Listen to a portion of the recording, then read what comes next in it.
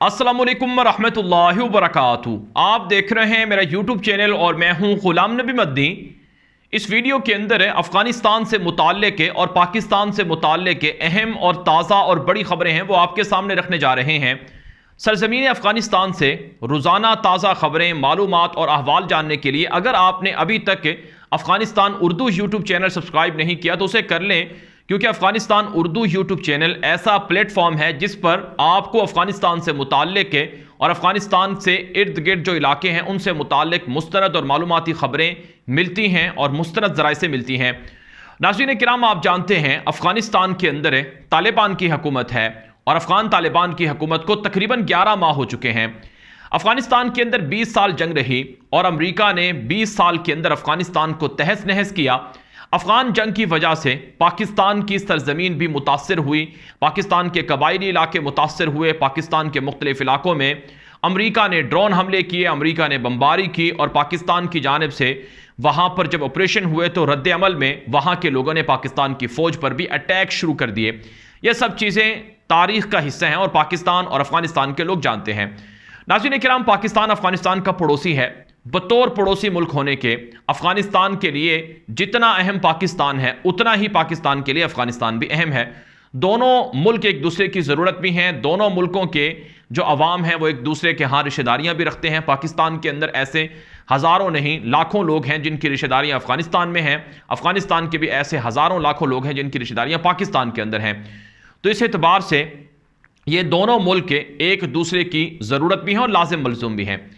पिछले 2-2.5 साल से 3 साल से जब से इमरान खान की हुकूमत थी, अफ़गानिस्तान के अंदर पाकिस्तान का जो किरदार था बड़ा शानदार था। अफ़गानिस्तान के लोगों के लिए, अफ़गानिस्तान के अवाम के लिए बड़ा शानदार किरदार था।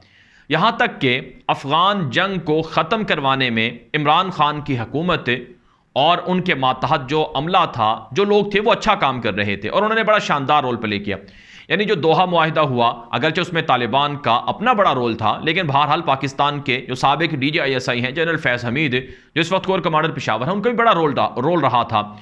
और पाकिस्तान के जो साबिक वज़ीर आज़म इमरान खान थे वो खुद चाहते थे, वो बयानात भी देते थे, इंटरव्यू देते थे कि अफ़गानिस्तान में अमरीका ने फ़ौज क्यों रखी है, ये मिलिट्री सोल्यूशन नहीं है, अफ़गानिस्तान से अमरीका की फ़ौज को जाना चाहिए। ये इमरान खान मगरबी मीडिया पर यह इंटरव्यू दिया करते थे। और आज से 15-20 साल पहले जब अमेरिका ने अफगानिस्तान में हमले किए थे तो उस वक्त इमरान खान कहते हैं कि मैं ड्रोन हमलों के खिलाफ मार्च करता था और वो अमेरिका के, यूरोप के बड़े बड़े मीडिया नेटवर्क पर इंटरव्यू दिया करते थे कि यूरोप और नेटो ने अफगानिस्तान पर जो जंग मुसल्लत की है ये कोई हल नहीं है, इससे लोग मर रहे हैं, इससे नुकसान हो रहा है।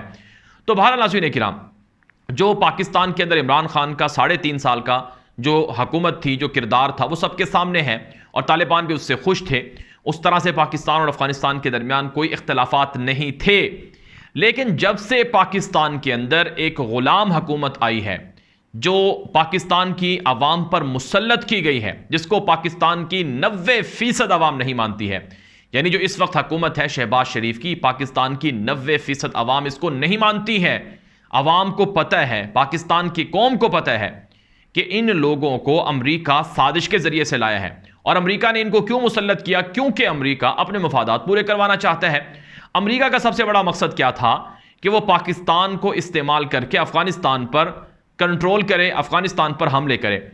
इमरान खान ने बरमला सबके सामने बार बार यह एतराफ़ किया है कि अमरीका उनसे फौजी अड्डे मांग रहा था और उन्होंने कहा कि एब्सोल्युटली नॉट, कि हम अमरीका को फौजी अड्डे नहीं दे सकते हैं। और तालिबान को यह बात यकीनन इमरान खान की पसंद आई है। और अब जबकि शहबाज शरीफ की हुकूमत है तो तालिबान जो पाकिस्तान के पड़ोसी मुल्क के हुक्मरान हैं, उनको पता चल गया है कि ये जो इंपोर्टेड सरकार है, ये जो इंपोर्टेड प्लस न्यूट्रल, ये भानमत्ती का कुंभा है, ये जो 14 जमातों का कुंभा है, ये जो हुकूमत है ये पाकिस्तान के लोगों पर तो मसाइल ला ही रही है, ये तो अफगानिस्तान के लिए भी ख़तरा है। और इस वक्त तालिबान को ये अच्छी तरह से मालूमात हैं कि पाकिस्तान से अमेरिका फौजी अड्डे मांग रहा है ड्रोन हमलों के लिए, और तालिबान ने धमकी दी है कि अगर ऐसा हुआ तो फिर तालिबान इसे बर्दाश्त नहीं करेंगे। बहरहाल नाज़रीन किराम, इंपोर्टेड सरकार ने पाकिस्तान को दुनिया में तो तनहा कर ही दिया है। रूस नाराज़ है, चाइना नाराज़ है, पाकिस्तान के दोस्त अरब दुनिया नाराज़ है, सऊदी अरब, UAE, कतर और बाकी मुल्क। शहबाज शरीफ को तो उन्होंने ठुड्डे मारे हैं, उनकी जगह पर जनरल बाजवा को जाना पड़ रहा है। तो ये सब चीज़ें लोगों के सामने हैं और तालिबान भी इन चीज़ों को समझते हैं।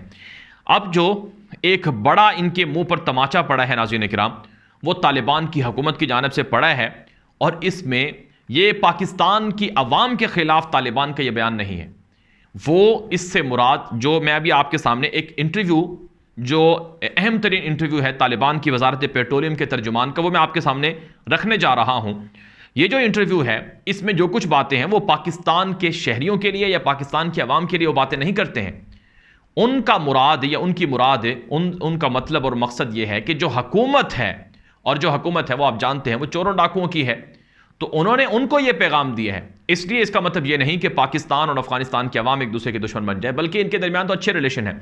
आपने देखा कि पाकिस्तान कितना ताउन कर रहा है अफगानिस्तान के लोगों के लिए, यानी हुकूमत की बजाय जो अवाम है, जो आम पाकिस्तानी हैं, वो अफगान भाइयों के लिए डोनेशन दे रहे हैं, चंदा दे रहे हैं, पैसे दे रहे हैं। और अफगान जंग में भी लोगों ने ताउन किया था, और मस्जिदों में दुआएं हुई, मदरसों में दुआएं हुई, हर जगह पर उनके लिए दुआएं हुई। तो इसलिए अवाम के दरमियान कोई खलीज नहीं है, कोई इख्तलाफ नहीं, चाहे अफगान अवाम हो चाहे पाकिस्तान की। तालिबान ने जो अभी इंटरव्यू के अंदर जो बातें की हैं वो पाकिस्तान के कठपुतली हुक्मरानों के लिए की हैं। नाज़रीन किराम, बुनियादी तौर पर यह इंटरव्यू नशर हुआ है इंडिपेंडेंट उर्दू पर। जो इंटरव्यू है ये अफगानिस्तान की वजारत पेट्रोलियम मादनियात के तर्जुमान मुफ्ती असमतुल्लाह बुरहान की जानिब से दिया गया है, और ये इंटरव्यू नशर हुआ है इंडिपेंडेंट उर्दू पर। और मैं ये जो आपके सामने बयान कर रहा हूं, इस पर मैं इंडिपेंडेंट उर्दू का भी शुक्रगुजार हूं कि उनका ये इंटरव्यू मैं आपके सामने पेश कर रहा हूं, जो उनके इदारे की जानिब से लिया गया था। और इसमें जो पैगाम है वो बड़ा अहम है कि हमें समझना चाहिए कि तालिबान पाकिस्तान की इंपोर्टेड सरकार के लिए क्या सोचते हैं, और इंपोर्टेड सरकार को पाकिस्तान की सलामती को सामने रखकर कि दोस्त नाराज हो रहे हैं, पड़ोसी नाराज हो रहे हैं, उन्हें भी शर्म करनी चाहिए। अफगानिस्तान की वजारत पेट्रोलियम मादनियात के तर्जुमान मुफ्ती असमतुल्लाह बुरहान का कहना है कि अफगान तालिबान की हुकूमत का पाकिस्तानी हुकूमत के साथ कोयले की तिजारत का कोई मुआहिदा नहीं है, और कोयले को अफगान हुकूमत मुस्तकबिल में पाकिस्तान के लिए बतौर प्रेशर पॉइंट इस्तेमाल कर सकती है। पाकिस्तान के वजीर आज़म शहबाज शरीफ ने गुज़श्ता रोज़ अफगानिस्तान से कोयले की दरामद के बारे में एक इजलास में बताया था कि अफगानिस्तान से कोयले की दरामद से मुल्क को $2 अरब से ज़्यादा बचत होगी। वज़ीर आज़म हाउस से जारी प्रेस रिलीज में बताया गया था कि अफगानिस्तान से आला क्वालिटी का कोयला डॉलर्स की बजाय रुपयों में दरामद की मंजूरी भी दे दी गई है। प्रेस रिलीज के मुताबिक अफगानिस्तान से कोयले की दरामद की वजह से न सिर्फ सस्ती बिजली पैदा करने बल्कि इससे मुल्क को कीमती ज़र मुबादला बचाने में भी मदद मिलेगी। बयान के मुताबिक वज़ीर आज़म शहबाज शरीफ ने इस मद में तमाम मुतल्लिका इदारों को मौसर निज़ाम बनाने की भी हिदायत की है। ताहम अफगानिस्तान की वजारत पेट्रोलियम के तर्जुमान मुफ्ती असमतुल्लाह बुरहान ने इंडिपेंडेंट उर्दू को इंटरव्यू में बताया कि अफगान तालिबान की हुकूमत का पाकिस्तान के साथ कोयले की बरामद का कोई मुआहिदा है और ना ही कोई मुफाहमती याददाश्त पर दस्तखत हुए हैं। बुरहान ने बताया कि हमने हुकूमती सतह पर और ना किसी पाकिस्तानी कंपनी के साथ कोयले के हवाले से पाकिस्तान के साथ ऐसा कोई मुआहिदा नहीं किया है, लेकिन हम कोयला मकामी सनतकारों को बेचते हैं और यही कोयला मकामी सनतकार फिर पाकिस्तान बरामद करते हैं और उस पर हमारी तरफ से कोई पाबंदी नहीं है। इस सवाल पर कि पाकिस्तान और अफगानिस्तान के मबैन कोयले की तिजारत में अफगान तालिबान के आने के बाद कोई इजाफा हुआ है, इस्मतुल्लाह का कहना था कि हम डॉलर और यूरो के मज़े से बाखबर हैं और पाकिस्तानी करेंसी की ख़राब हालत का भी हमें पता है, तो पाकिस्तान से हमें किसी फ़ायदे की उम्मीद नहीं है। उन्होंने बताया कि हमारे लिए पाकिस्तान और उनके कोयले की ज़रूरत अहम नहीं बल्कि हमारे लिए अपने मकामी ताजिर अहम हैं और हम उनको रिलीफ फराहम कर रहे हैं। मकामी ताजर जिस मुल्क को भी चाहें कोयला भेज सकते हैं, लेकिन बैरून मुल्क कोयला बरामद करने पर हमने इस पर ड्यूटी आयद की है। शहबाज शरीफ के इस बयान पर कि अफगानिस्तान से कोयले की बरामद से मुल्क को फ़ायदा होगा पर अफगानिस्तान के अवाम और वहाँ के कुछ लोगों की जानिब से एतराज़ किया गया था कि अफगानिस्तान कौमी साथ से कम कीमत पर पाकिस्तान को बेच रहा है। इस हवाले से इस्मतुल्लाह ने बताया कि पाकिस्तान को हमारी तरफ से और अफगान अवाम की तरफ से इसकी बयान पर रद्द-ए-अमल का अंदाज़ा अब तक हुआ होगा और हमने इंतकाम के तौर पर कोयले पर फी टन ड्यूटी $90 से बढ़ाकर अब $200 कर दी है। इस्मतुल्लाह ने बताया कि हम मकामी ताजरों को फी टन कोयला 3 से 4 हज़ार अफगानी यानी तकरीबन 8,000 पाकिस्तानी रुपए पर देते हैं और जब यह कान से निकलता है तो मकामी ताजरों को तकरीबन 5,000 अफगानी का पड़ता है और तूरखम जाने तक ट्रांसपोर्ट के अखराजात समेत फी टन आजकल पाकिस्तान को $280 तक मिलता है। उन्होंने बताया कि इससे पहले तकरीबन 4 साल तक कोयले पर मकामी ताजरों के लिए 30% कीमतों में इजाफा किया था, लेकिन इसकी कीमत अब भी मकामी ताजरों के लिए वही है और ड्यूटी सिर्फ उस कोयले पर होगी जो मुल्क से बैरून मुल्क बरामद किया जाएगा। पाकिस्तान और अफगानिस्तान के मबैन कोयले की कितनी तिजारत है? इस सवाल के जवाब में इस्मतुल्लाह का कहना है कि पाकिस्तान के इक्तिसादी कमीज़ इतनी फटी हुई है कि इसमें अफगानिस्तान से मिलने वाली कोयले में चंद मिलियन डॉलर के फ़ायदे से रफू नहीं हो सकता, और यही वजह है कि हमारे लिए पाकिस्तान या उनकी ज़रूरत अहम नहीं, बल्कि हम मकामी ताजरों को आसानियाँ पैदा करते हैं। मतलब कहने का ये है कि पाकिस्तान की मईशत इतनी तबाह है कि अगर हम पाकिस्तान को कोयले पर कोई भी रिलीफ दे दें तो इससे इतना फ़ायदा मिलने वाला नहीं। तालिबान समझते हैं कि पाकिस्तान के अंदर शहबाज शरीफ ने 40 अरब रुपए चोरी कर रखे हैं। तालिबान समझते हैं कि नवाज शरीफ ने लंदन में अरबों डॉलर के महल्लात बना रखे हैं, और नवाज शरीफ लंदन के अंदर बैठकर हमदुल्ला मुहिब से, अशरफ गनी के लोगों से उस वक्त मुलाकातें कर रहा था जब अगस्त में तालिबान अफगानिस्तान के काबुल में दाखिल हो चुके थे। तालिबान इन गद्दारों को जानते हैं, पहचानते हैं, इस वजह से उन्होंने ये बातें की हैं। उन्होंने बताया कि पहले भी बता चुका हूं कि हम मकामी ताजरों को कोयला बेचते हैं और वो फिर दीगर ममालिक को बरामद करते हैं। अब चूंकि पाकिस्तान को कोयले की ज़रूरत है तो अगर मैं भी ताजर हुआ तो पाकिस्तान ही को बेचता, क्योंकि दीगर पड़ोसी ममालिक ताजिकिस्तान और ईरान और दीगर ममालिक को कोयले की ज़रूरत नहीं है, वहाँ कोयला वाफर मिकदार में मौजूद है। अब हालांकि पाकिस्तान के अंदर भी कोयला मौजूद है। मैं आपको बताऊँगा कि ये जो इम्पोर्टेड सरकार है ये अफगानिस्तान से कोयला मांग रही है, क्यों मांग रही है? इन्होंने ऐसे पाकिस्तान के अंदर प्लांट लगाए कि जो प्लांट बैरूनी ममालिक से खरीदे हुए कोयले के जरिए से बिजली बना। हालांकि पाकिस्तान के अंदर दुनिया के सबसे बड़े कोयले के ज़खायर मौजूद हैं, उस कोयले से बनने वाली बिजली के प्लांट इन्होंने नहीं लगाए, क्योंकि इनको पता था पाकिस्तान से अगर कोयला निकलेगा तो उसमें करप्शन इतनी नहीं हो सकेगी जितना कि बाहर से मंगवाने के चक्कर में ये करप्शन करेंगे। अब इन्होंने जो ठेके दिए थे 2013 से 18 में नवाज शरीफ के ज़माने में कोयले के प्लांट लगे थे बिजली बनाने के लिए, वो इन्होंने अपने लोगों को दिए थे, बिजनेसमैनों को दिए थे, और उसके ज़रिए से उन्होंने खूब ठीक ठाक पैसा कमाया था, करप्शन की थी। तो इसलिए आवाम को ये सच समझना चाहिए। अफगानिस्तान में कोयले की कितनी कानें हैं? इस्मतुल्लाह से जब पूछा गया कि अफगानिस्तान में कितना कोयला पैदा होता है तो उसके जवाब में उनका कहना था कि अफगानिस्तान में मौजूदा वक्त में 80 कोयले की कान मौजूद हैं, जिनमें हमने 63 कान रिजर्व में रखी हैं ताकि उसको मुस्तकबिल में अफगानिस्तान की बेहतर माशी सूरत हाल के लिए इस्तेमाल किया जा सके, जबकि बाकी 17 कानें अभी ऑपरेशनल हैं। इस्मतुल्लाह ने बताया कि सिर्फ उन 17 कानों में 35,000 मिलियन टन से ज़्यादा कोयले के ज़खायर मौजूद हैं और रोज़ाना की बुनियाद पर 10,000 टन कोयला निकाला जाता है, जो साल का तकरीबन 180 लाख टन है।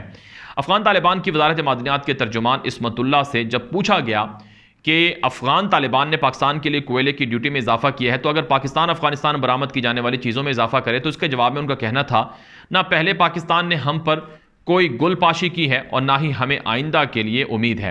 उन्होंने बताया पाकिस्तान ने हमारे लोग गिरफ्तार किए हैं और तुर्खम और स्पेन बोलदक पर हमारे बुजुर्गों को तंग किया जाता है, तो हमारे लिए पाकिस्तान के कोयले की मांग अहम नहीं है और हम ज़्यादा तवज्जो मकामी ताजरों पर रखते हैं। पाकिस्तान अफगानिस्तान से अब कोयला क्यों खरीद रहा है? पाकिस्तान ज़्यादातर कोयला जनूबी अफ्रीका से खरीदता है, ताहम माहिरीन के मुताबिक जनूबी अफ्रीका गुज़श्ता साल के आखिर में ख़राब सियासी सूरत हाल की वजह से कोयले की कीमतों में इजाफा हुआ है, क्योंकि उनको ट्रांसपोर्ट का मसला दरपेश था।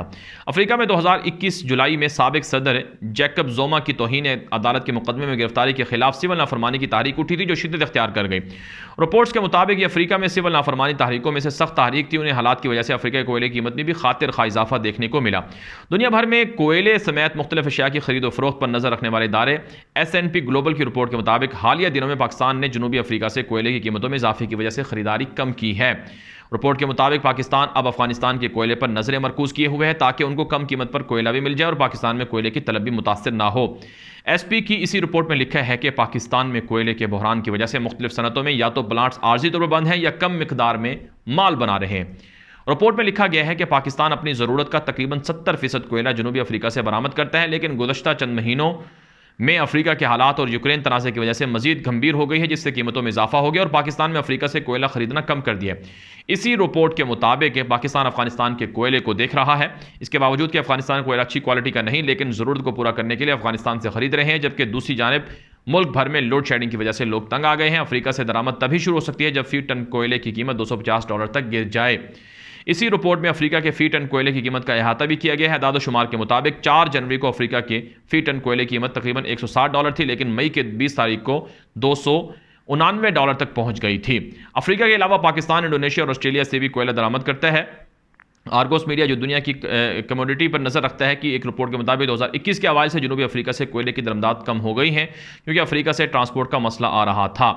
तो बहरहाल नाज़रीन इकराम, ये अफ़गानिस्तान के वजारत पेट्रोलियम के या मादनियात के जो तर्जुमान हैं उनका ये इंटरव्यू मैंने आपके सामने रखा, और इससे आपको अंदाज़ा हो गया होगा कि पाकिस्तान के अंदर जो इम्पोर्टेड सरकार है इसको तालिबान भी नहीं मानते हैं और पिछले 3 महीनों से पाकिस्तान और अफगानिस्तान के दरमियान ताल्लुकात शदीद मुतासर हो रहे हैं, क्योंकि पीपल्स पार्टी की जो पीपल्स पार्टी है उनके जो वज़ीर ख़ारजा हैं बिलावल ज़रदारी, वो भी ये बयान दे चुके हैं कि TTP के साथ कोई मुज़ाकरात हों तो पार्लियामेंट को एतमाद में लिया जाए। फ़ौजी यानी जनरल अफेयर्स ने जो मुज़ाकरात किए हैं ये क्यों हो रहे हैं, इस पर उन्होंने सवाल उठाया था। हालांकि कौमी सलामती कमेटी में जनरल अफेयर्स इस पर ब्रीफिंग भी दे चुके हैं।